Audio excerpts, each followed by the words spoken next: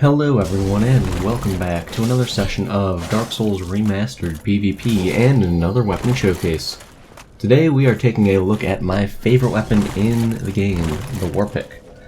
This is a weapon that is vastly underestimated, and that's unfortunate because it is exceptionally powerful. It can do a lot of great things, but let's get started off with the basics. So this weapon is one that you can buy from Andre of Astora. It is going to require 11 strength and 10 dexterity. At plus 5, its base damage is 136. It has a C scaling in strength and a D scaling in dexterity.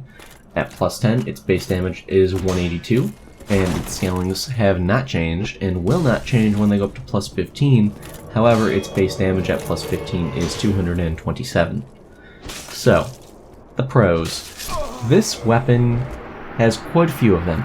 First and foremost, all of its attacks are thrusting, so that means that all of its attacks benefit from a Leo ring. And with that, if you do time your attacks well, for those who aren't familiar, you do gain an extra 68% damage. So, this weapon is pretty decent. Overall, you're going to hit decently high, and, well, there really isn't another weapon that's as low of a weight as this, capable as hitting as high as this weapon is without a critical. So, honestly, that's something that causes people to be a little shocked when they're fighting this thing and do get hit with a counter. My max hit with this on a counter that I've done is 1027. And that's on a counter hit. Not with a riposte, not with a backstab, just a regular plain old counter hit. Nothing special.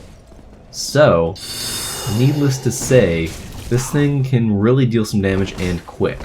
You'll actually get people who just disconnect on you, just like that last fight, when you hit them for, well, higher than they expected. Aside from that, though, this weapon does have decently long reach. It is going to be the second longest reaching of the hammer class weapons. It's got a decent poise break, however, that is one of the cons as well. It's a double-edged sword. See, the poise break on this weapon is lower than that of all of the other hammer class weapons, aside from the pickaxe, of course. Now, that's a good and a bad thing for a couple of reasons. It's a good thing because when you're using it, you don't want to stun your opponent out of an attack. You want to hit them with, a counter hit. However, if you are attacking your opponent, there are instances where it would be very beneficial if you did stun them. So, you have to take it for what it's worth. Beyond that, though, there's really not much else in terms of the pros of the weapon, so let's get started with the cons. This weapon is a tad slow. It's a hammer class weapon. It's not going to be the fastest weapon that there is, so it is what it is. That means that it will be a little easier to parry. The R2s are parry bait, to be honest with you, so you have to time them well. You really should be focusing on going with a counter for those instead of, throwing them out there all the time. That said, unlocked R2s can catch your opponent off guard, and if you do angle them properly, it can make it more difficult for your opponent to get that parry. So that's a nice little strategy to utilize in order to help out. Aside from that, though, the other con of the weapon, I would say, is that it does have that lower poise break, but as you guys have heard earlier on in the video, I don't think that's as big of a deal as it could be. There are some situations where it would be extremely beneficial where it had a higher poise break, but it's something you can use to your advantage.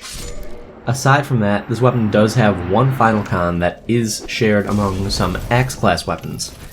The R2s, they have that wide sweep, and like the Axe-class weapons with their chop, they actually have the chance to not deal damage, or to still whiff and deal damage, depending on where your opponent is positioned.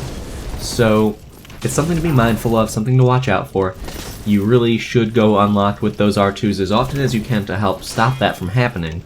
And keep in mind that the hitbox starts on the right and ends on the left with those R2s, with the first R2 at the very least. So, keep that in mind.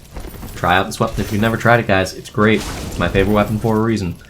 But that's all I've got to say. I hope you guys have enjoyed this one, found it helpful in one way or another. Please like, subscribe, and all that good stuff, and I will see you guys next time.